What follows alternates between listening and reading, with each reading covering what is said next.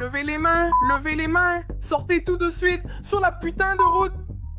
Une course-poursuite à grande vitesse dans un camion de déménagement mène à 2 arrestations. Mais lorsque les enquêteurs fouillent le camion, ils trouvent quelque chose à quoi personne ne s'attendait. Je me dis, s'il te plaît, ne les embrasse pas. Je m'accroche comme si ma vie en dépendait, parce que c'est juste que je veux qu'on s'arrête, bordel. Law and Crime, présenté par Law and Crime. Je suis Elisabeth Milner.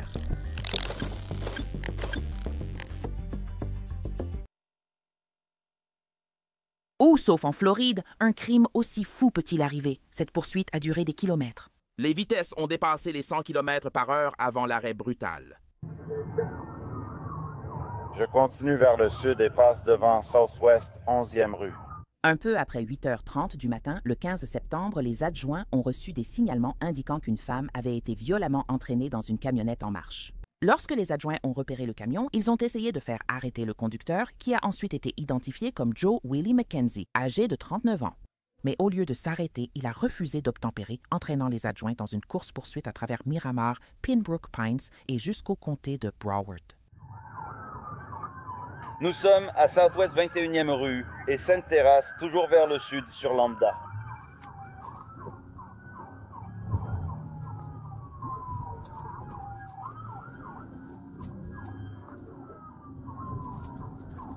Cela semble être une rue secondaire pour mon frère.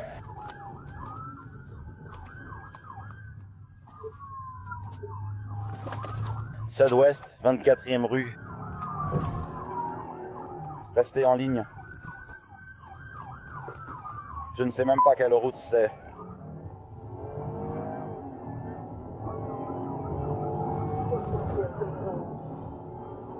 Boulevard Miramar Park, direction est.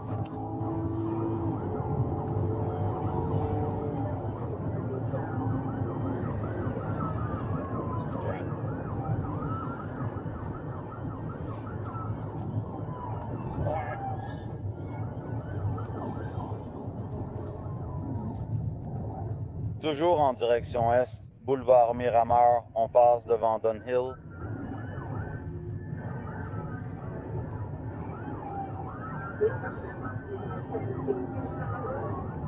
Dunhill, direction est, boulevard Millenborough, on arrive à la route Douglas. Sur la route Douglas vers le sud depuis Maramar.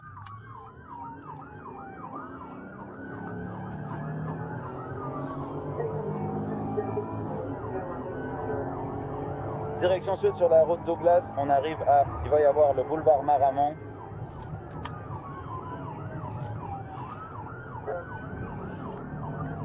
Boulevard Maramont, on va aller vers l'est.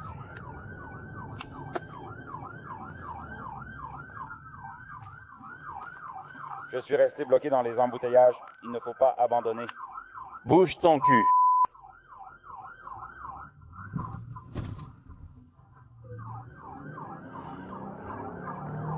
On est toujours en direction du sud de Douglas. On devrait bientôt revenir vers la Turnpike.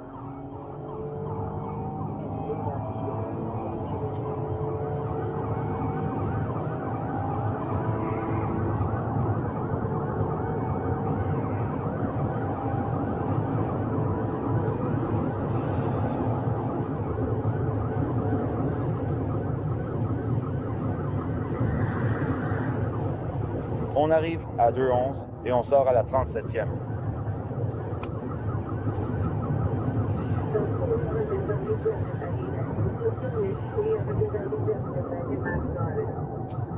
Direction rue 207 depuis la 37e, reculez vers l'ouest sur la rue 207 depuis la 37e. La députée sait. Joe a conduit à plus de 100 miles à l'heure. Il a brûlé des feux rouges et a même roulé à contresens dans des quartiers résidentiels. C'est quoi ce bordel?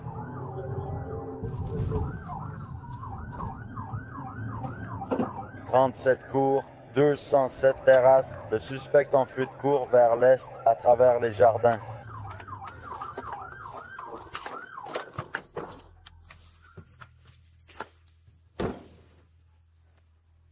Le suspect est entré dans la maison au 261. Éloigne-toi de cette porte. Recule. Yo, fiston, j'en ai un. Il se passe quelque chose. Allongez-vous par terre, s'il vous plaît. Je m'en fiche. Qui est entré dans la maison? Qui est entré dans la maison? Y a-t-il quelqu'un d'autre dans la maison?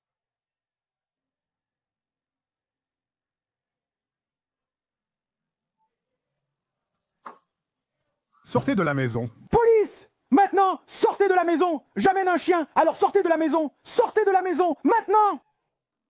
Allez, il est avec un chien. Allez, il est avec un chien. Sortez. Éloignez-vous. Sortez, s'il vous plaît. Je dois sortir de... Ma chemise! Enlève. Sortez, foutez le camp! Tous! Prends la porte. Levez vos mains, doigts en l'air, sortez, à terre. Reste bien au sol, reste. Reste bien au sol. Mets tes putains de mains derrière le dos.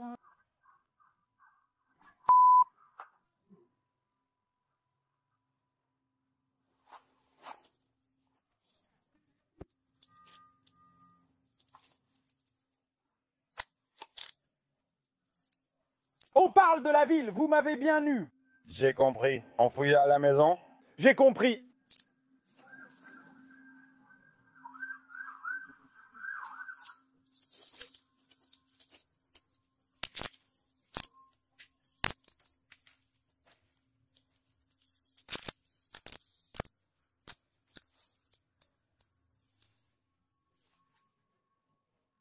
Fouille à la maison, au cas où. Tout le monde est sorti de la maison. Je m'en fiche.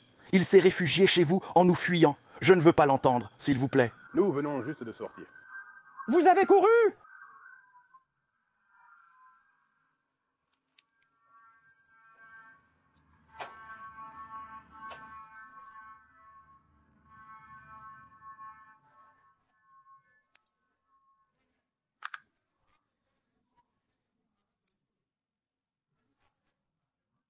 J'entends ce que tu veux que je fasse. Alors détends-toi.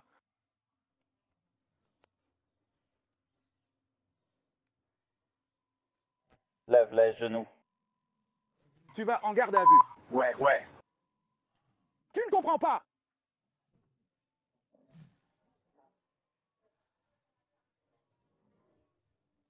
Négatif, pas de garde à vue.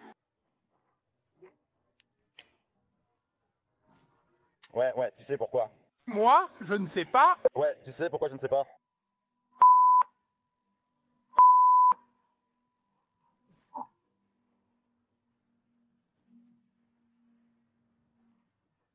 Tu sais pourquoi? Je ne sais pas. Je suis juste... Tu nous as évités toute la journée.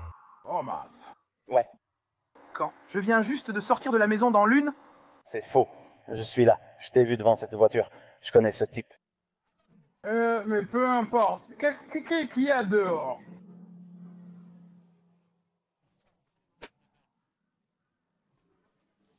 Vous êtes accusé de fuite. Bien que de nombreux agents le poursuivaient, Joe a dit ignorer la raison de son arrestation.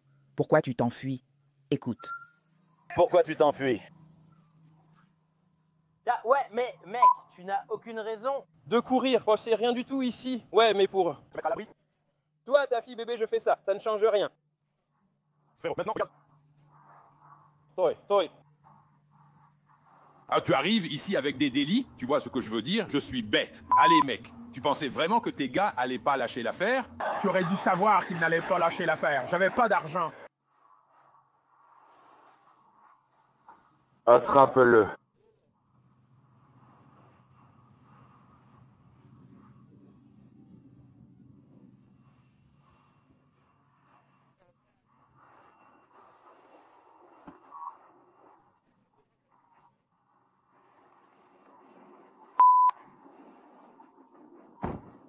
Beaucoup de choses passent inaperçues pendant l'arrestation de Joe.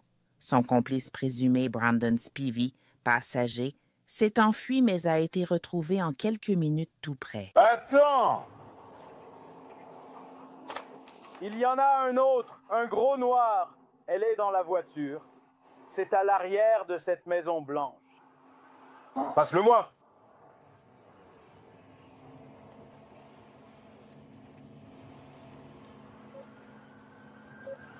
Un discern en garde à vue. J'en ai un en garde à vue. Un homme noir corpulent avec une barbe est derrière la Maison Blanche. Et j'ai une victime féminine dans le camion U-Haul.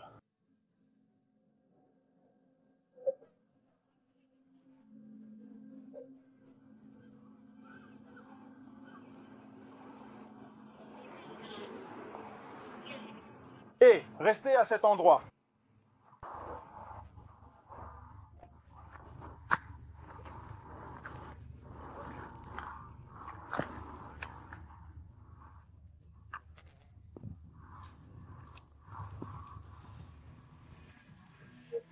Il se passe des choses.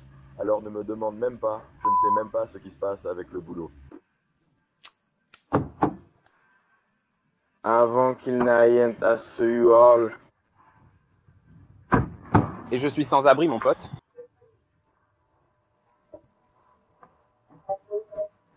Je dois pisser comme un malade. Ne pisse juste pas dans ma voiture. Allez, ne pisse juste pas dans ma voiture. Nos unités. Qui est là? Rejoignez-moi près du camion U-Haul, hein? Je dois pisser, frérot. Ok, laisse-moi voir comment ils vont faire, car je ne veux pas que tu pisses dans ma voiture. D'accord, laisse-moi une minute pour me renseigner. Une autre personne clé est présente, la femme vue emmenée de la station-service. Elle a révélé qu'il ne s'agissait pas d'un acte aléatoire ayant un lien avec un des suspects. Tu as 53 ans? Elle a dit, c'est le père de son enfant. Puis la porte s'est ouverte.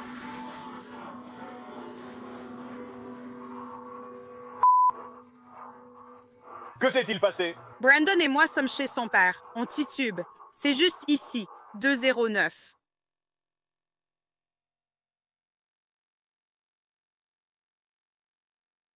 On l'appelle Jean Lame, le vieux qui cligne de l'œil, ou le mercenaire. Son père, handicapé, l'a mis à la porte ce matin après une dispute. Tout ça, c'est ses affaires. Mes affaires sont dans la ruelle près du Chevron, là où je travaillais avec ma trottinette. Alors je me suis levée et je lui ai demandé. Je lui ai dit, s'il te plaît, emmène-le à l'abri, parce que quand il y a l'abri, je ne peux pas entrer dans la maison, je suis enceinte.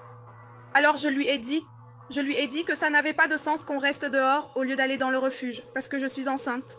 Il a dit ok, pas de souci, car il m'a vu m'endormir sur le trottoir en passant en voiture. Nous sommes allés à Chevron, il m'a récupéré et m'a apporté une barre crunch car j'avais envie de sucrer le matin. Au téléphone, je sortais le truc pour te montrer. J'ai aussi un sac avec moi. Je me suis endormie.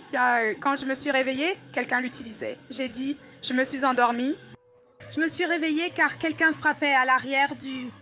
Donc t'as dormi pendant tout ça? Non, je te parle du début, je suis désolée. Donc je me suis endormie, je me suis réveillée parce que quelqu'un frappait à l'arrière du van. Et j'étais là, mais qu'est-ce que c'est que ça? Et il dit, oh, le gars vient de frapper. Joe a dit que le type vient de frapper mon camion avec une machette. J'ai dit, mec, quoi, le... Alors c'était qui s'est garé sur Kiko? Kiko, je le connais. C'est un très bon gars et un travailleur acharné, pas quelqu'un de dur. Je ne sais pas ce qu'il s'est passé, mais apparemment, il y a eu une altercation. Ah, d'accord. Alors, j'ai dit, écoute, je vais y aller, je vais prendre une demi-heure, on va dormir. S'il te plaît, réveille-moi, j'ai dit à mon ex Brandon. J'ai dit, écoute, quand on arrive au hack, réveille-moi, je vais faire une sieste. Et moi, Joe, s'il te plaît, conduis doucement parce que je suis enceinte et je suis à l'arrière. Il a dit, d'accord, pas de problème.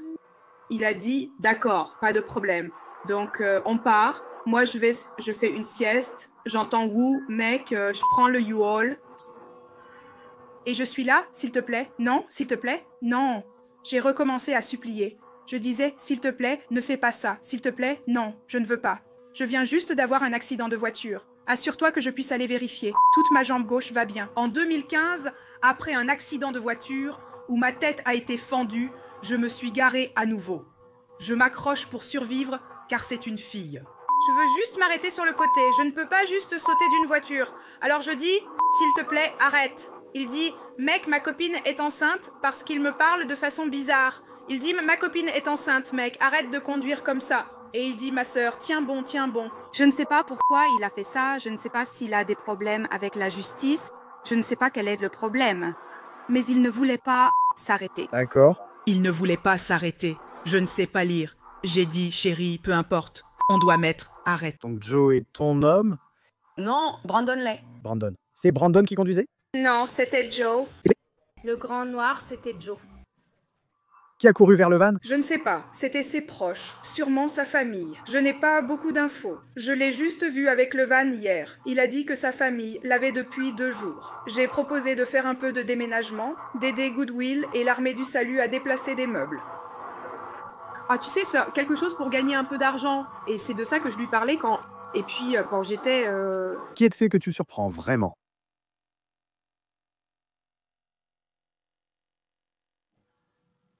As-tu été forcé à monter dans le van?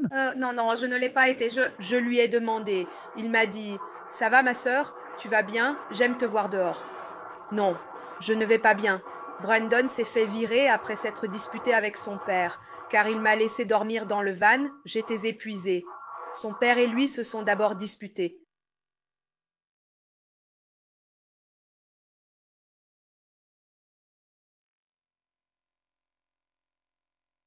Et puis lui, ce sont toutes les affaires de Brandon. D'accord. C'est tout ce qu'il a. Ensuite, il est parti au magasin pendant que je restais. Il me demande « Chérie, ça va? Je t'ai dit accident de voiture? Mon genou et toute ma jambe sont enflés. » C'est arrivé le 28, audience le 2 mai. Il a dit « Tu dois marcher, tu peux attendre ici. » J'ai accepté. Il y a 2 grosses boîtes sur la 27e cour, sur le Swale. C'est là où j'étais assise. Il y a un chariot de course là-bas, avec des sacs de vêtements et 2 canettes de bière vides. D'accord, c'est là où j'étais assise. Alors il est parti me chercher quelque chose. Parce que, encore une fois, je suis enceinte. Donc, chaque matin, je me réveille avec une envie de sucré et une boisson. Il m'apporte toujours soit un Star Crunch, cette fois avant que je parte. Peu importe, il pense toujours à quelque chose. Alors je l'ai appelé et j'ai dit « Hé chérie, Joe est venu chercher quelque chose. Je dois prendre l'appel. » Et puis je le fais rentrer? Désolé, j'entends à peine. Que dit-elle? Je ne peux pas l'arrêter. Je vais te montrer ce qu'il y a dans la voiture et tout ce que j'ai dit. 44. C'est arrivé il y a 40 minutes. Il y a 44 minutes? Il y a 44 minutes? Non, désolé, 50. Je dois aller au club le matin. À 8h30, il dit « Chérie, tu veux quoi de plus ?» Il est juste allé à la voiture. C'est Brandon qui envoie des messages? Oui, Brandon. Bébé Debbie, bébé Debbie. Alors il dit « Quoi d'autre? Qu'est-ce que tu veux d'autre ?» Parce qu'il m'appelle toujours pour savoir ce que je veux. Si je veux, tu sais. Star Cruncher, petite Debbie. Et je lui ai dit. Il est arrivé 47 secondes après. J'ai demandé un Star Crunch. Il m'a donné une barre Crunch. Vous vous êtes disputé à cause de ça ou quoi? Oh non, non, non, non, non, non. C'est un vrai clown. Mais il est tellement plus sombre que ça me fait juste rire parce que je me dis, c'est vraiment un putain d'abruti. Bref, désolé. Donc je l'appelle, je pars et je lui dis, t'es où? Il me dit, Chevron, il était 8h20. Oh, je ne vais pas revenir en arrière, ce n'est même pas la bonne heure, désolé. 7h20, 8h du matin. La plupart du temps, quand je suis allée au magasin, expérience, 8h du matin. À ce moment, il m'a appelé. On a parlé 2 minutes. Ensuite, je demande, où es-tu? Joe est là. À ce moment, je l'ai appelé. Tu es où? À 8h12, nous sommes allés à Chevron? Non. Puis, je suis montée dans le van avec toutes ses affaires. À 8h18, je l'appelle. Je suis à Chevron. Où es-tu? Donc, ça m'a pris 6 minutes. C'est le temps que ça m'a pris. Désolée. C'est le temps que ça m'a pris. Laisse-moi voir. Joe n'a pas... Joe ne m'a pas aidé, donc... Des disputes ont-elles eu lieu? Non, non, rien du tout. Aucune dispute. Si j'ai dit, signe en retour. Désolée. À 8h18, on arrive au Chevron. Je demande, tu es où? Il répond, dans la ruelle. Je dis, je t'avais dit d'attendre au Chevron. Il arrive à 8h25. Entre 8h18 et 8h25. C'est à ce moment-là que tu peux regarder la caméra. Tu me verras faire glisser la porte pour l'ouvrir, car je me redresse. Et je parlais à Ike, le colonel Nelson. Il travaille aussi chez Chevron. Il a pris ma place quand je suis tombée enceinte. Parce que Brandon ne voulait pas que je travaille là-bas. Bref, pour faire court, on arrive là-bas. Ils parlent tous, peu importe, Kiko arrive. Ce n'est pas son vrai nom, je l'ignore. Kiko arrive sur son vélo. C'était près de la pompe. Près des pompes 6 et 8 chez Chevron. Il est environ 8h25 du matin. Kiko passe à vélo par ici et Joe dit « Hé, alors tu dis aux gens que je te vole ?» Je me réveille à cause de ses cris, d'accord?